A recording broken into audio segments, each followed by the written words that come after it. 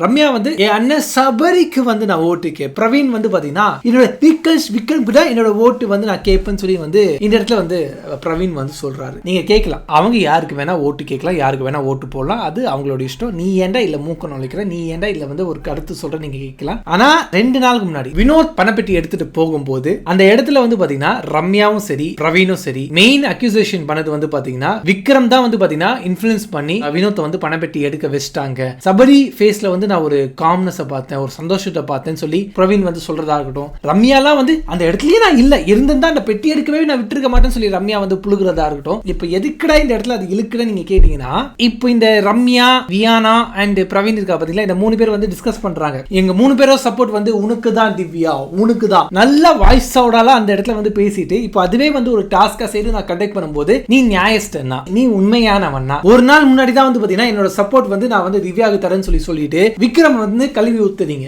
இன்னைக்கு வந்து சரி நான் கேட்கும்போது என்னோட சப்போர்ட் விக்ரம்க்கு தான் சொல்றீங்க. ரம்யாவும் சரி பிரவீனும் சரி அந்த இடத்துல வந்து பாத்தீங்கன்னா வேற பேர் சொன்னாங்க. ஆனா திவ்யா கூட பேசும்போது, திவ்யா கூட இருக்கும்போது நான் உனக்கு தான் சப்போர்ட் பண்றேன், நான் உங்க கூட தான் இருக்கேன், எங்க சப்போர்ட் உனக்கு தான் சொல்லி ஏதோ நல்லா வேக்கான மாதிரி பேசுவாரு. ஆனா சரி நான் கேட்கும்போது அது மாத்தி பேசுவாரு. இதை தாண்டி சார் நான் இந்த கேமுக்கு உண்மையா இருந்திருக்கேன் சார், உண்மையா இருந்தா என்னால வந்து ஃபைனலிஸ்டா வர முடியாது சார். ஒரு நாளே வந்து உங்களால உண்மையா இருக்க முடியல.